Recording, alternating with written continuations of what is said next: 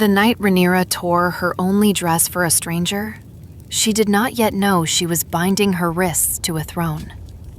She knelt in snow that had gone blue under the moon, and her fingers shook so hard the linen kept slipping, and the man under her hands was already the color of river stone.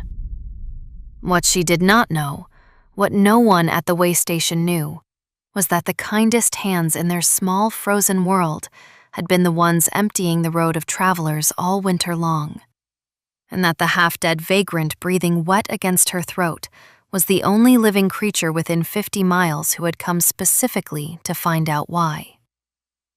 The hearth at Hollow Pass Way Station had not gone out in 86 years. That was the first thing they told you when they handed you the iron poker and the ash bread ration and the narrow cot in the back room where the wind got in through the chinking.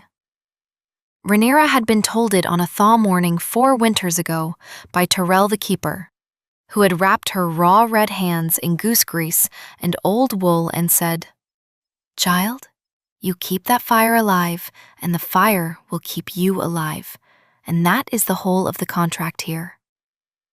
She had believed him. She still believed him. Tyrell was the gentlest person she had ever known. He hummed when he stirred the pot.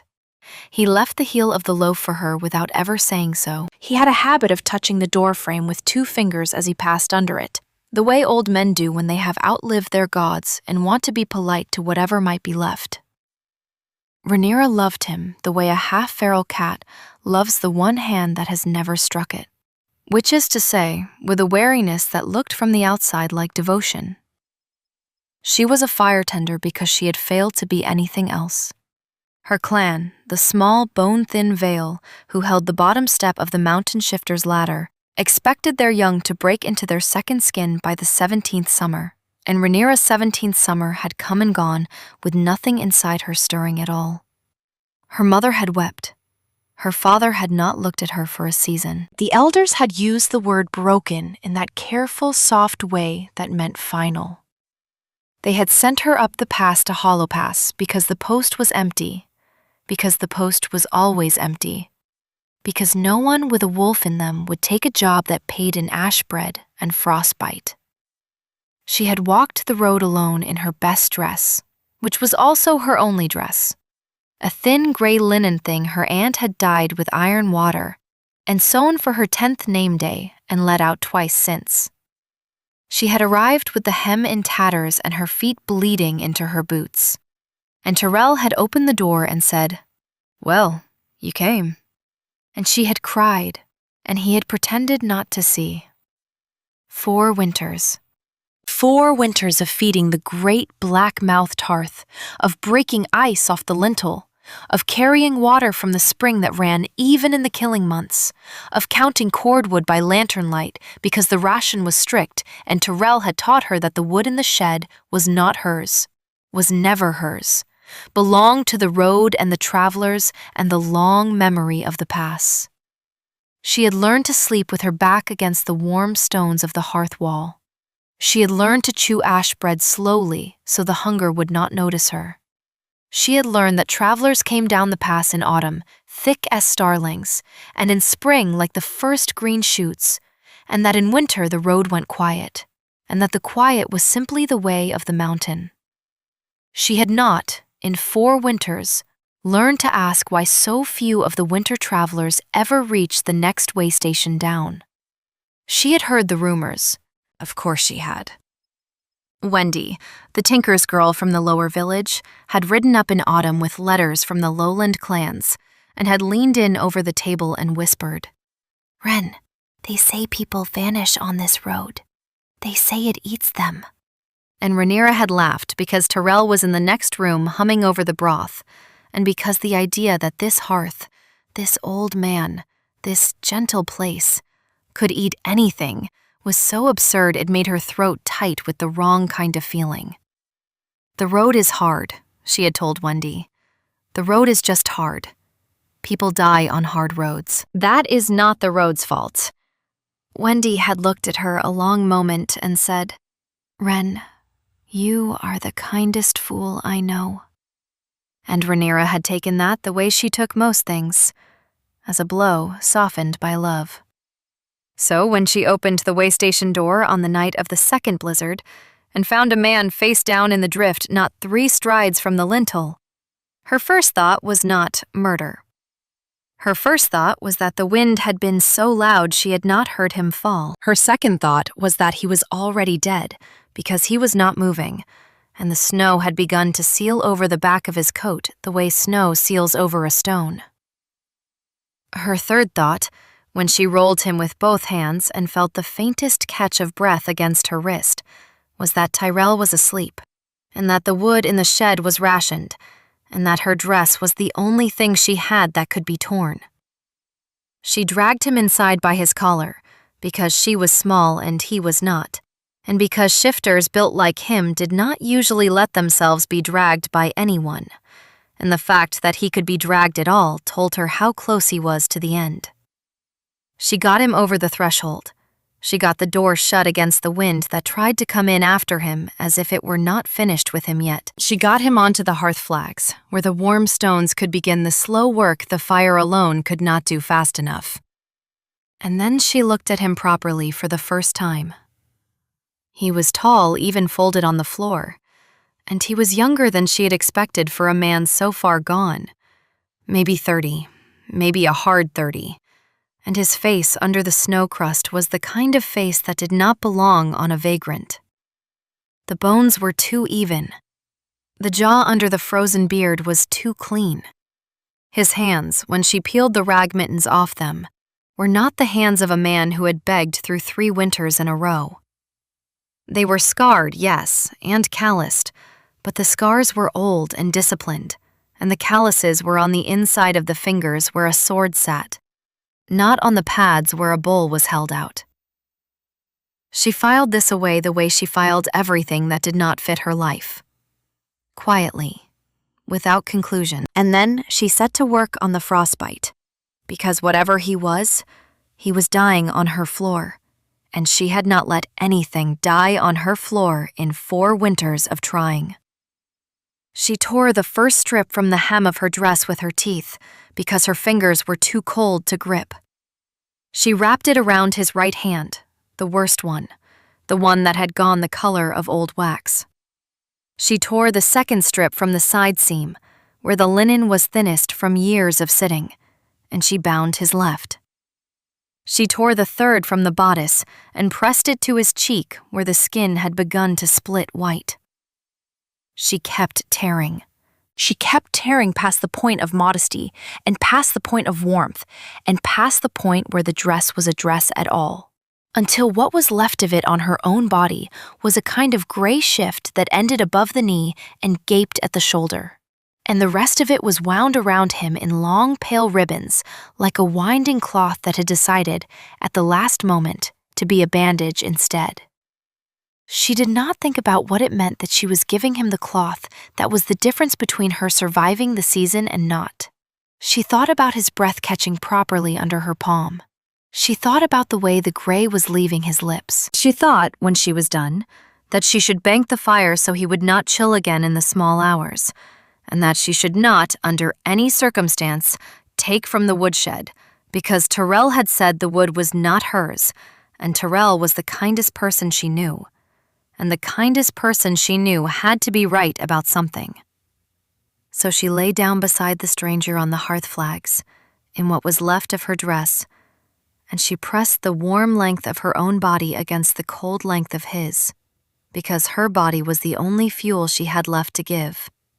And somewhere under his ribs, very faintly, something answered her. Not a word, not a thought. A warmth where there should not have been any warmth. A small, steady note like a held breath, like a tuning fork struck once and left to ring. She did not have a name for it. She would not have a name for it for a long time. She only knew that when she finally let herself close her eyes, she did so with her cheek against the stranger's throat and her hand flat over his heart, and that the heart under her hand had begun, very slowly, to beat in time with hers. He came back to himself just before dawn, In the gray hour when the fire had burned down to its sullen orange bed, and the wind outside had finally tired itself out against the shutters, he came back the way men of his kind come back, which is all at once and without sound, the body going from absent to present between one breath and the next. His eyes opened. They were the color of wet slate. They focused on the low rafters first, then the iron hook of the kettle chain, then, with a slow precision that suggested he was cataloging what could kill him in this room, on the small woman curled against his side in a torn gray shift, her dark hair tangled at his collarbone, her hand still flat over his heart as if she had fallen asleep listening to it. He did not move. He had been trained, somewhere in the long, unkind years of his life, not to move until he understood. He understood this. He was not dead. He understood this. The woman beside him had spent something to keep him from being dead. He understood, with a sudden and unwelcome clarity that started behind his sternum and spread outward like a slow pour of warm oil, that the something under his ribs was not a leftover of cold or fever, was not the rasp of frostbitten lungs trying to remember how to be lungs. It was a note. A held one, a small, steady ringing that he had read about in his grandfather's books and dismissed because the men of his line did not get to have such things, because the men of his line, bonded by treaty and counsel and the cold arithmetic of the high passes, and the old stories about a hum under the breastbone were stories for women at looms. Inside his chest, the second consciousness, the older and ruder one, the one that had been born with him and would die with him, and had spent his entire life offering opinions he had not asked for, spoke up for the first time since the snow had taken him. Mine, it said, simply, without preamble, without negotiation, in the tone of a creature observing that water is wet. Kalen, who had been crowned Alpha King of the High Passes at 21, and had not let any creature, four-legged or two, tell him what was his in 12 full years of rule, lay very still under a half-naked stranger's hand, and did not contradict it. He let himself look at her properly. He saw the bones at her collar, sharp under skin that had not seen enough food. He saw the long pale ribbons of her dress wound around his own hands and feet, the careful overlapping work of someone who knew how to bind a wound. He saw the way the remaining cloth on her own body had been cut down past anything modest, and the goosebumps along her bare shoulder where the fire could not quite reach, and the way she had still chosen to lie against him rather than crawl to her cot, because her body had been the last warm thing she had to give. His jaw, what little of it was not wrapped in linen, flexed. The thing under his ribs rang a little louder. Mine, it said again. Less an observation now, more a vow. He did not wake her. He closed his eyes again because he needed to think, and because the part of him that had walked into the storm on purpose, the part that had taken off his furs and his rings and the heavy braid of his rank and pulled on a beggar's coat and walked the hollow pass road alone to find out who was eating his people, that part needed to remember itself before it forgot in the warmth of her hand. He had come here as a vagrant. He would stay one, for now. He would let the keeper of this place, whoever the keeper was, look at him and see only a half-dead stray the fire tender had dragged in from the snow. He would watch. He would listen. He would find out which of his subjects had decided that the bonded refugees of the border clans were inventory to be thinned. And then, when he knew, he would unmake them. With his own hands if the law allowed. With the law's hands if it did not. The girl shifted against his side. She made a small sound, half a sigh and half a whimper, and her fingers tightened over his heart the way a child's fingers tighten in sleep around the edge of a blanket. He felt the note under his sternum answer her. He felt his own breath go careful. He had been a king for 12 years, and he had never, in any of them, been afraid of a thing the size of a sparrow before. He was afraid of this one. Not of her, of what he was going to have to do to keep her. When she found out who he was. When she found out what he had come here to do. When she found out, as she would have to, that the kindest man she knew had been feeding her people to the snow. Tyrell came in at full dawn, stamping the cold off his boots, calling her name in that warm rasp she had loved since the first day. "Wren," he said, fond and chiding both. "You left the outer door unlatched again, child. The wind near took the—" And then he stopped, because he had come around the screen and seen the man on the hearth flags, and the girl in the torn shift curled against him, and the long pale ribbons of dress winding the stranger's hands. He stood very still in the doorway. His face did not change in any way. Rhaenyra, half waking, blurry with sleep and shame, would have been able to read. But Kaelin, who had not opened his eyes, who was performing unconsciousness with the discipline of a man who had once survived 3 days bound in a snow pit by pretending to be a corpse, felt the air in the room change. He felt the old man's gaze move across him the way a butcher's gaze moves across a hanging carcass. Measuring, considering. Not unkindly. That was the worst of it, even then, before he understood. There was no cruelty in the consideration at all. "Oh," Tyrell said softly after a long moment.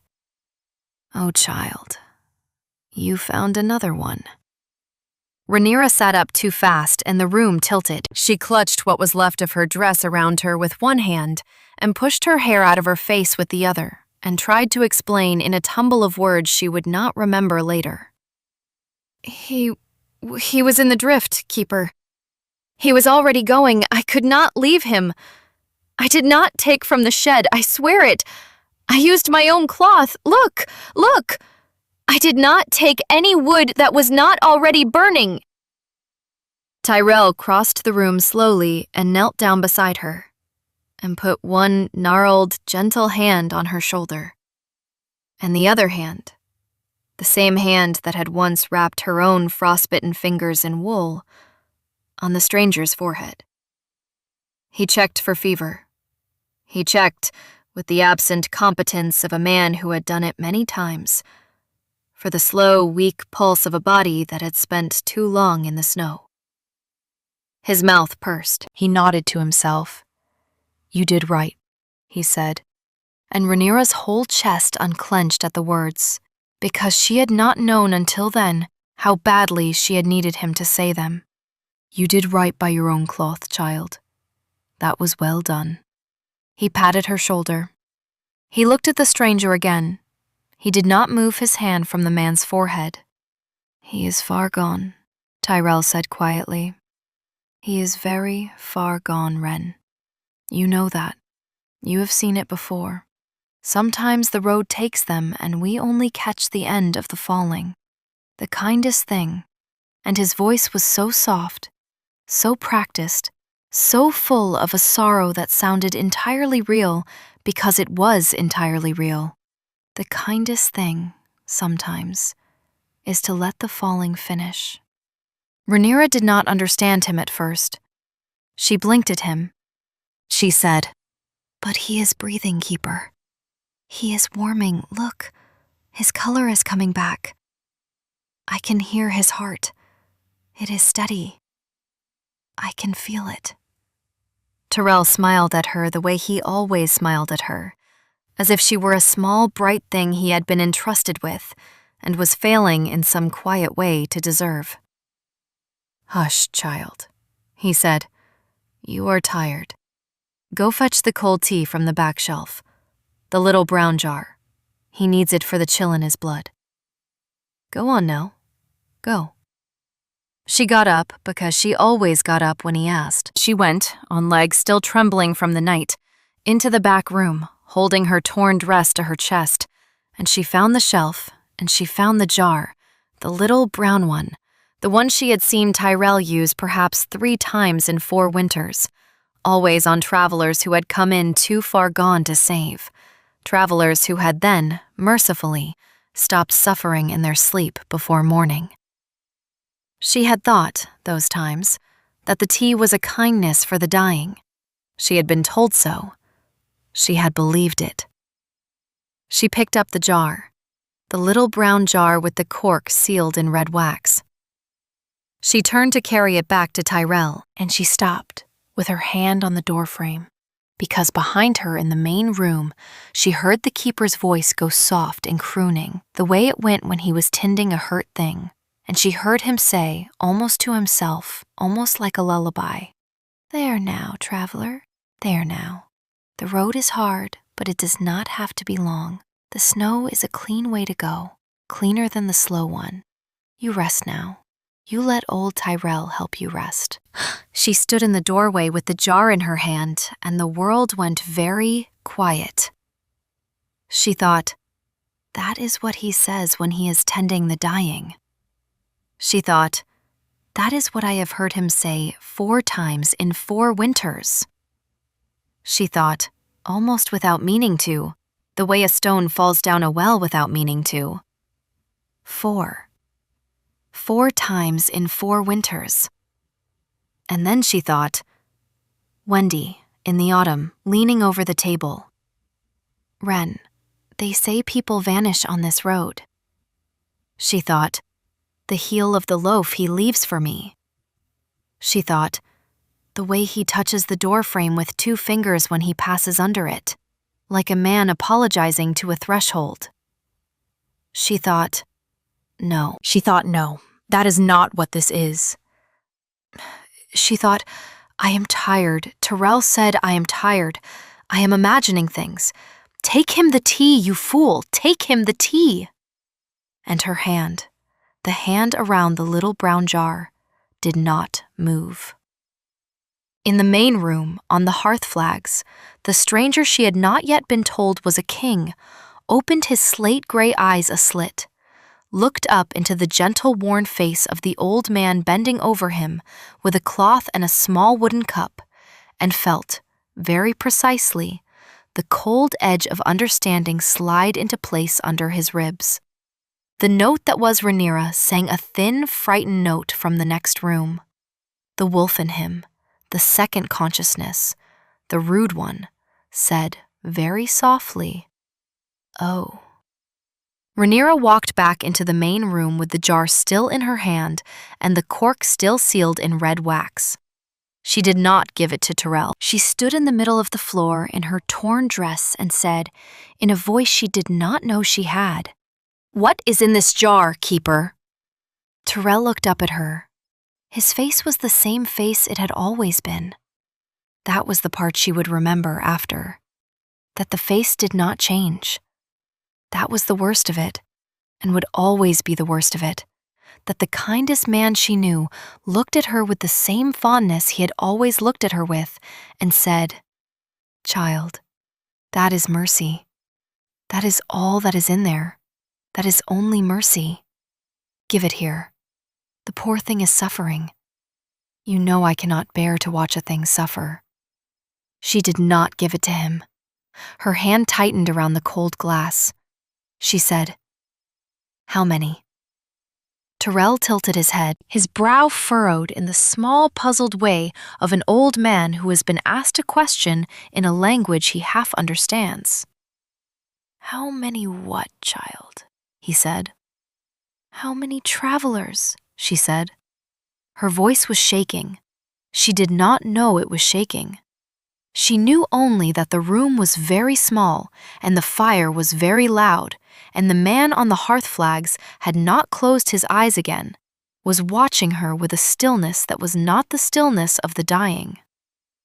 "How many travelers have you given the cold tea to, keeper? In 4 winters. How many?" Tyrell sighed. He sat back on his heels. He looked at his own hands, the gnarled ones, the gentle ones, the ones that had wrapped her own first frostbite in goose grease. He said, "Oh, child." He said it like a man who had been waiting, without bitterness, for a long time to be asked. He said, "Only the ones the road was already taking, Wren. Only those. You must understand, the road is so slow and so cold. I have watched it take strong men 3 days to finish, and weak ones a week. I have heard them cry for their mothers at the end. I have sat with them and held their hands, and there was nothing in my hands to give them but more cold. The tea is fast. The tea is kind. I do not give it to the ones who can be saved. I give it only to the ones who would die slowly, and I send them sleeping." He looked up at her. His eyes were wet. They were entirely sincere. "That is all, child. That is all it has ever been. I am not a cruel man." Behind him, on the hearth flags, Kaelin, who had heard in his life every flavor of confession a guilty man could offer, every excuse, every justification, every cold, rational ledger of why this one had to die so that one's did not, felt, for the first time in 12 years of ruling, a kind of grief he did not have a protocol for. Because the old man was not lying.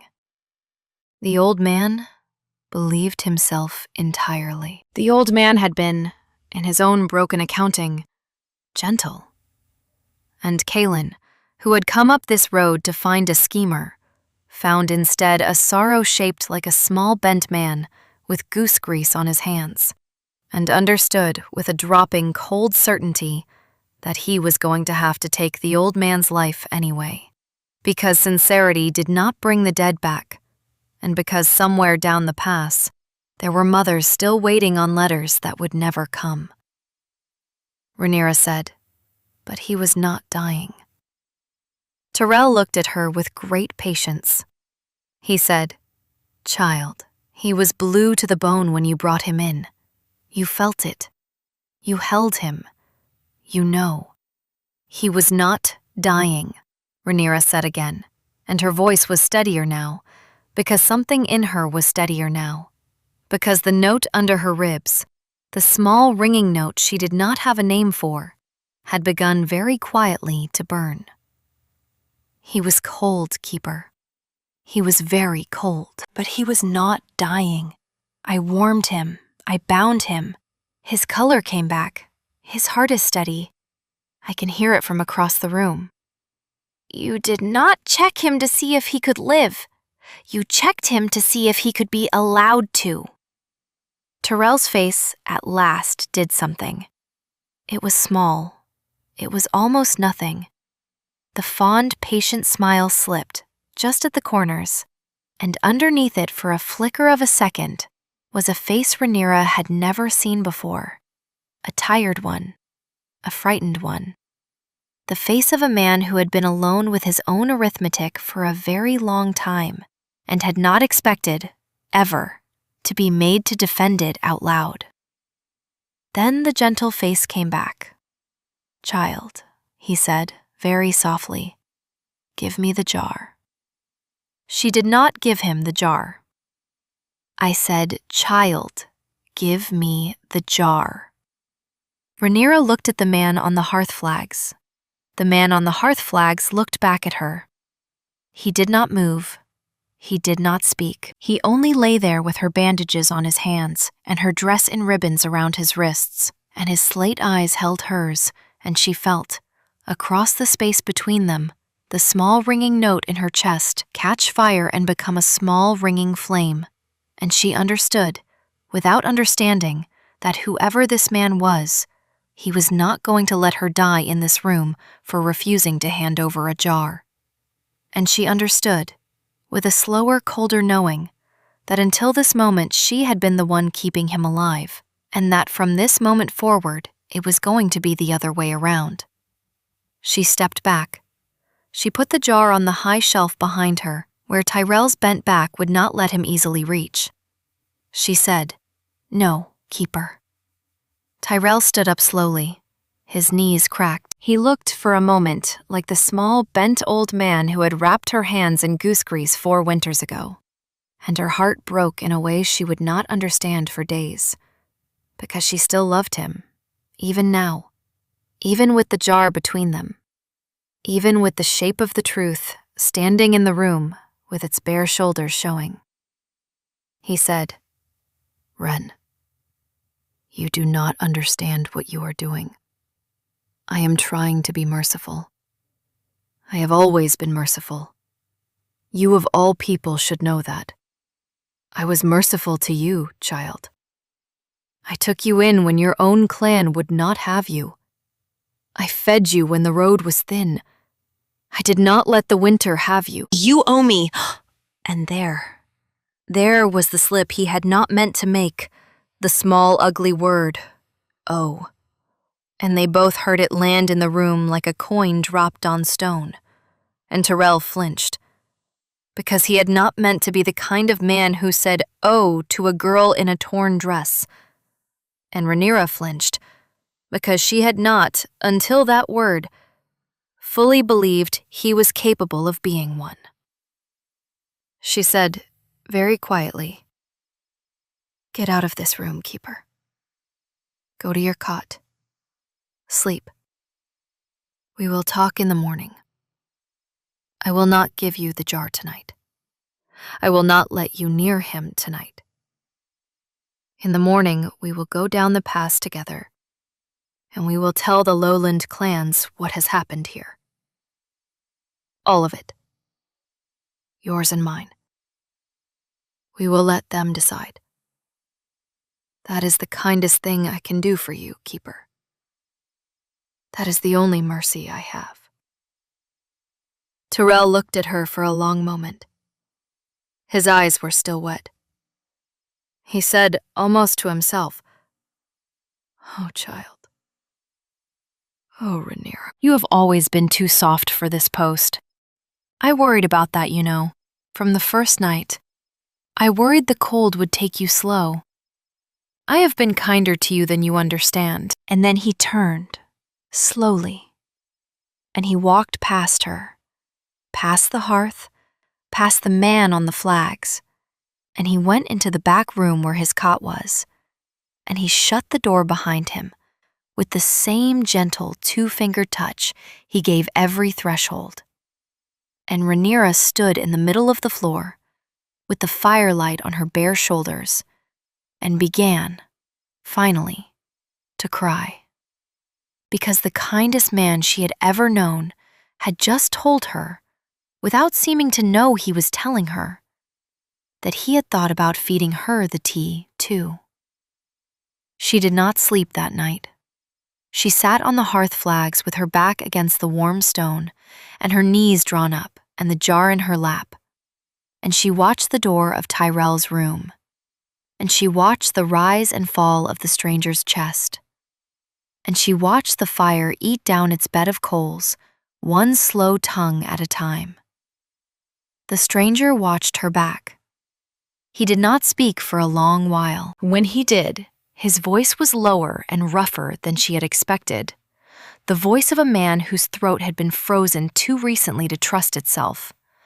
And what he said was not what she had expected either. He said, "What is your name?" "Rhaenyra," she said, "of the Vale."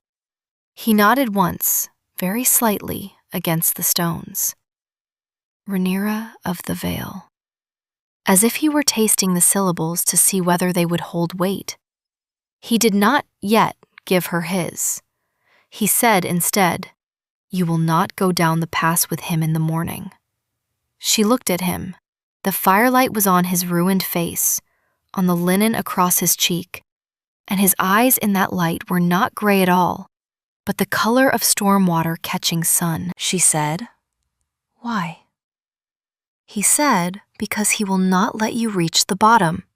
He said it without heat, the way one reports weather. He has been alone with this for too long.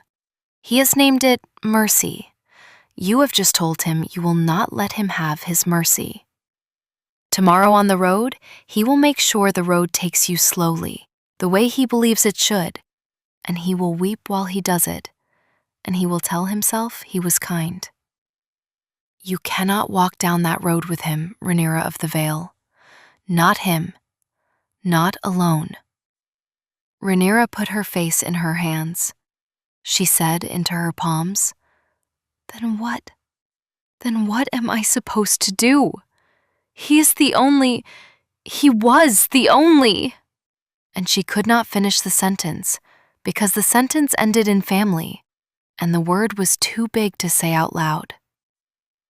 The stranger was quiet for a long time. Then he said, very gently, I will go with you down the pass when I can stand. 3 days, perhaps 4. The roads will hold him here that long. He will not move against either of us if he believes I am still dying. Let him believe it. Tend me as you have been. Bring me broth. Speak softly to him. Let him think his mercy is still ahead of him. And when I can walk, we walk together, and we go down the pass, and we bring this to the people who need to know. He paused. He said, with something that was almost an apology, I am sorry, Rhaenyra. I am sorry you loved him. That is going to be the hardest part. That part does not get easier because he was sincere. She lifted her face out of her hands. She looked at the man on her hearth flags in his ribbons of her dress. She said, Who are you? He said, My name is Kaelin. She waited. He did not add anything to it. He let the names sit in the room with them, plain, the way a stone sits in a stream, and she understood without being told that he was giving her the name without the weight on purpose, because he did not want her to bow to him on a night she had already torn her dress for him, because he wanted the first thing between them to be a name and not a crown. She did not yet know he was the High King of the Passes. She would know in 3 days. For tonight, she only knew that the note under her ribs answered to the name Kaelin, the way a bell answers to its clapper, and that she did not understand why, and that she did not have the strength to ask. She put her hand back on his chest, over the warm linen, where the small, steady drum of him kept time. She said, Kaelin, all right. She slept like that, sitting up, her hand on his heart, the jar in her lap. In the back room, Tyrell did not sleep. He sat on the edge of his cot with his hands folded in his lap, the way he had been taught to sit at vigils as a boy. And he stared at the wall, and he tried, very hard, to remember if there had ever been a winter in his long life when his accounting had been wrong. He could not think of one. That was, he understood with a slow dawning sorrow that was not unlike Rhaenyra's own, the most frightening thing of all. The 3 days that followed were the strangest of Rhaenyra's life, and would later be the ones she returned to in dreams more than any other. Because in those 3 days, she lived inside a small lie braided with a true love, and the lie kept them both alive long enough for the love to take root. She brought Tyrell his breakfast in the mornings and accepted the heel of the loaf and did not let her hands shake when he passed her the bowl. She told him the stranger was sinking. She told him the stranger had taken no broth and turned his face from the cup. She told him, child to keeper, that perhaps in another day or 2 it would be time for the cold tea after all, and Tyrell nodded sadly and patted her hand and said, You are learning, Wren. It is a hard learning, but you are doing well. And she went back into the main room and shut the door, and stood with her forehead against the wood and breathed until she could see again. Then she knelt by the hearth and fed Kaelin the broth she had hidden under her shawl, spoon by spoon. And she watched the color come further back into his face. And she did not let herself love him yet, because there was not room in her chest for both grief and love at once. And the grief had moved in first. He grew stronger by the hour. By the end of the first day, he could sit up against the hearthstones. By the end of the second, he could stand, briefly, holding her shoulder, and he was tall the way she had suspected he would be, a head and more above her, and the linen ribbons of her dress on him made him look like a man bound by a vow rather than a wound. By the end of the third day, he could walk the length of the room and back, slowly, his hand never quite leaving the wall. They spoke in low voices on the hearth flags in the small hours. He told her where he had come from, in pieces, omitting the crown. He told her about the high passes and the snow lions that came down off the upper glaciers in lean years. He told her about a brother he had lost as a boy in an avalanche, and how he had not been able to dig fast enough, and how that was the reason, when she came down to it, that he could not stop himself from walking roads where his people went missing. She told him about her clan and the failed 17th summer. She told him about her aunt who had sewn the dress. She told him on the second night, with her face turned to the fire so she would not have to look at him, about the word broken, and how it had followed her up the pass like a third boot print in the snow. He listened the way he did everything, with a stillness that was not absence but attention. And when she was done, he said, "You are not broken, Rhaenyra of the Vale. You are simply a fire that has not been allowed to find its own air yet." She did not believe him. The note under her ribs did. The note under her ribs had been getting louder by the hour, a small ringing burn that flared whenever his hand brushed hers, reaching for the broth bowl, that steadied whenever he slept and she could lay her palm over his chest and feel his own answering note ring back. On the third night, when she had finished binding fresh linen over the worst of his hands, and he had caught her wrist gently and turned it palm up, and pressed his mouth to the base of her thumb, where her own skin had split from the cold, she felt the small ringing burn flare so suddenly and so brightly that she gasped, and his slate-gray eyes lifted to hers over her wrist, and he did not let go. And for a long moment in the firelight there was nothing in the room but the breath he was not quite taking, and the breath she was not quite giving back. And she leaned in toward him, the way a stem leans, and his other hand came up to the back of her neck to bring her the rest of the way, and the door of Tyrell's room creaked open, and they sprang apart like two thieves caught at a window. Tyrell stood in the doorway in his nightshirt with a candle in his hand. He looked at them. He looked at the man standing on his own feet by the hearth. He looked at the woman with her hand at her own mouth, her face flushed, her shoulder showing through the tear in her dress. He looked at the jar on the high shelf where it had sat untouched for 3 days. His face did not change. That was the worst of it again. His face simply, finally, fully understood. "Oh," he said softly.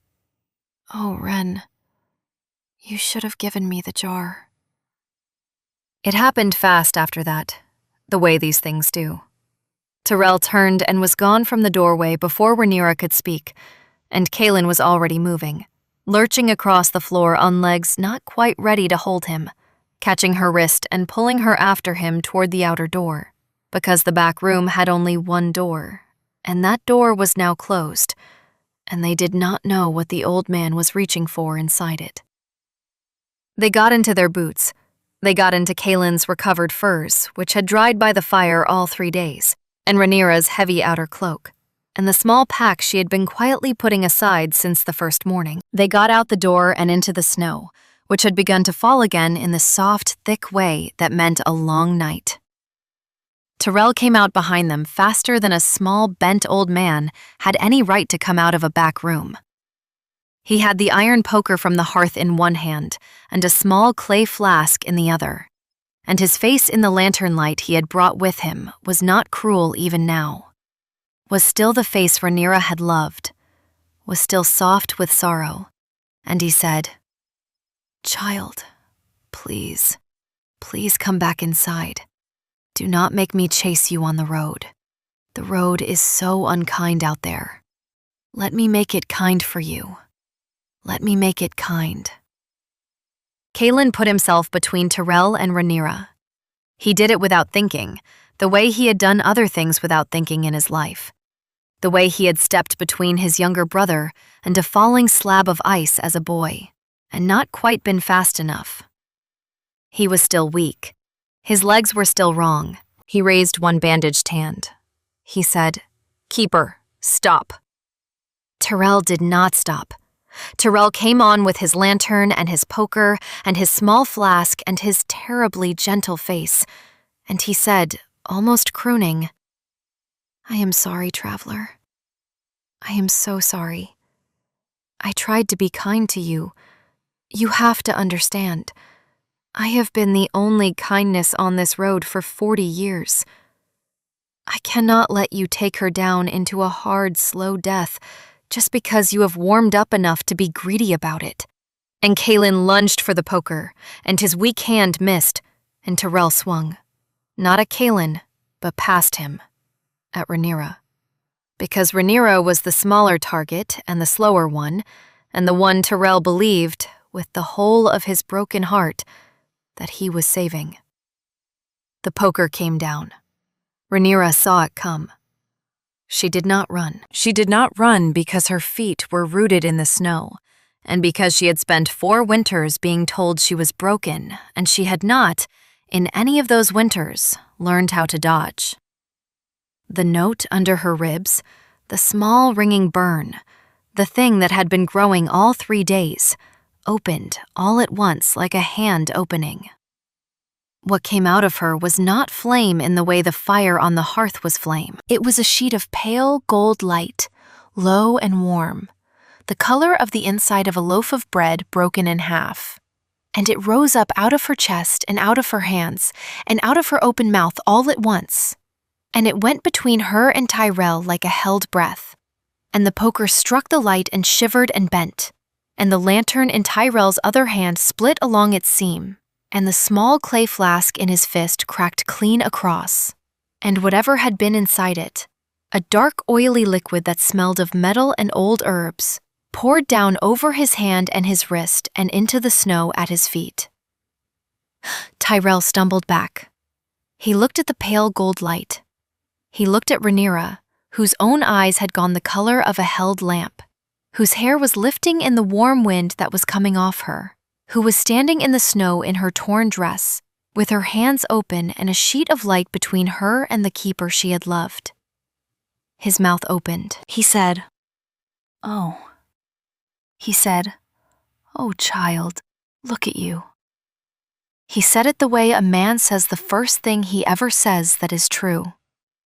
And then the dark oily liquid that had soaked his hand began very quickly to do what it had been made to do. And Tyrell sat down in the snow because his legs would no longer hold him, and the small, bent old man, who had given the cold tea to 4 winters of travelers, folded gently, the way an empty sack folds, into the drift at his own threshold. He looked up at her. His face was already going slack. He said, with great peace, "Ren, child, I am glad it was you who outlived me. That is the kindest thing the road has ever done." And then he closed his eyes, and he did not open them again. And the snow began very quietly to seal over the back of his coat, the way snow had sealed over the back of Kaelin's coat on the first night. And the great gold light went out of Rhaenyra all at once, and she crumpled forward into Kaelin's arms. And Kaelin, who was barely standing himself, caught her and held her and lowered them both very slowly into the snow at the foot of the way station door, and pressed his face into her hair and did not speak, because there was no word in any language he knew that was the right size for what they had just done. She woke in a high, bright room she did not recognize. There were windows of real glass, 3 of them in a row, and outside the windows, the light was the thin, clean light of early afternoon over snow, and the snow was very far below, which was how she knew she was somewhere high, somewhere far above the pass, somewhere she had no business being. There were furs on the bed. There were too many furs. There was a fire in a fireplace as tall as she was that someone else was tending, and the someone else was a small, dark-haired girl of about 9 in a green wool dress who was talking to the fire in a steady, run-on chatter, telling it about a goat she had named Remy and how Remy had eaten her sash, and the fire was popping in what sounded like polite responses. Rhaenyra lay very still and listened to the child for a long time, because the sound was the best sound she had heard in any room she had ever been in. The child noticed her at last. The child went very still herself. Then the child said, in the same matter-of-fact voice she had been using on the fire, "You are awake. He said you would be awake today. He has been right about you every day so far, so I believed him. But it is still nice when he is right out loud." Rhaenyra tried her voice. It came out cracked. She said, "Who?" "My uncle," the child said. She tipped her head to one side. "Well, not really my uncle. He is the Alpha King, but I call him uncle because my mother died and he raised me, and he said cousin was too cold a word and king was not a word for indoors. So uncle. I am Wendy." Rhaenyra closed her eyes again because she was not yet strong enough to deal with the fact that the child in front of her had the same name as the tinker's girl who had once leaned across her table and told her, "Ren, they say people vanish on this road." She decided that the world had only so many names in it and not to think about it. She said, "The Alpha King." "Yes," the child said. "He brought you up, on his back, through the snow. He would not let anyone else carry you.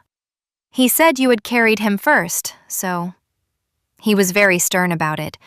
He would not even let Tyrell, and at the name the child stopped, and her small face folded, and she said in a softer voice, "I am sorry, lady. I am sorry about your keeper. Uncle told me. He said he was not a wicked man. He said he was a man who had been alone too long. Uncle says that is how most wickedness happens. He says it is a thing to be careful of.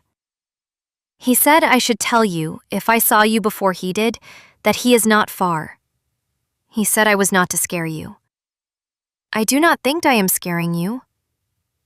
Am I scaring you?" "No," Rhaenyra said. "No, little one. You are not scaring me."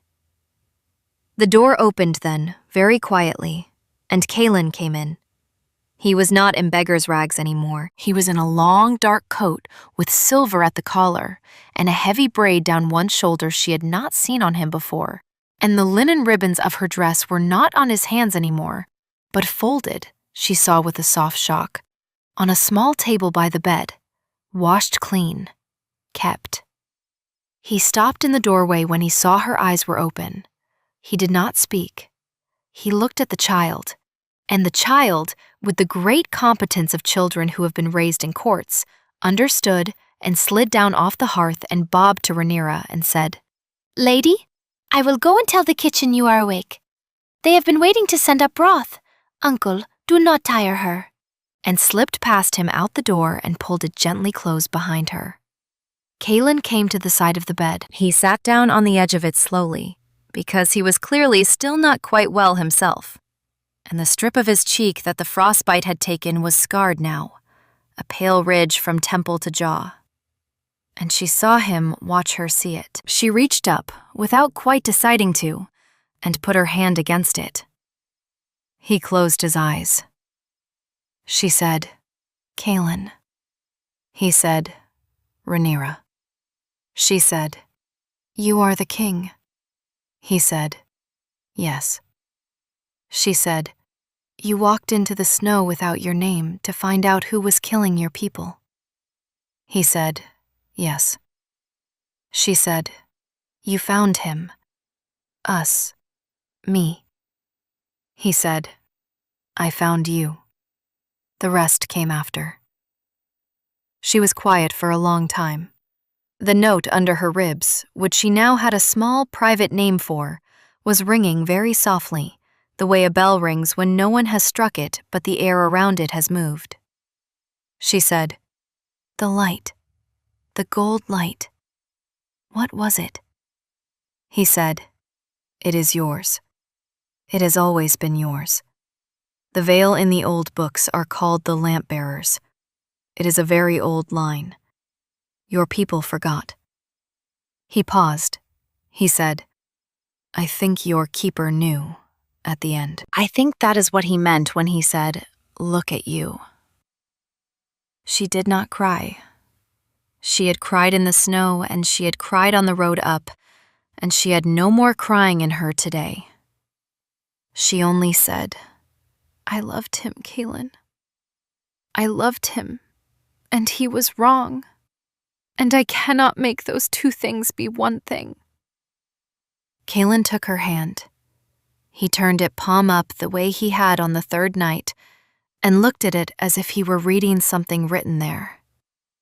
He said, "You do not have to make them one thing. You can carry them both. That is what we do up here. The high passes are full of people who loved someone who was wrong."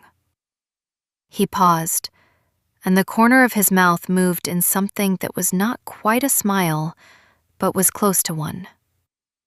He said, "I am told it is also what queens do." She looked at him. She said, "Queens." He said eventually, "If you want.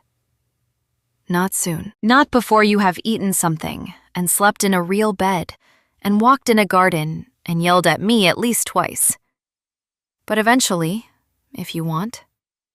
And if you do not want, you will still have rooms here and a place at the table, and the child will still call you lady, and no one will ever again hand you a heel of bread and call it a wage." He looked at her very steadily. He said, "Rhaenyra of the Vale, you tore your dress for me. I have not stopped tearing things for you since. I do not intend to stop."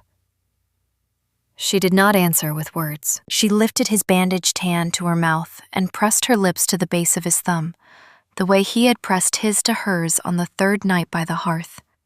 And the small ringing note under both their ribs went all at once, very loud and very steady and very warm. A year on, in the small, high garden Kaylin had built into the south face of the keep because Rhaenyra had said once, in passing, that she had never lived in a place with growing things.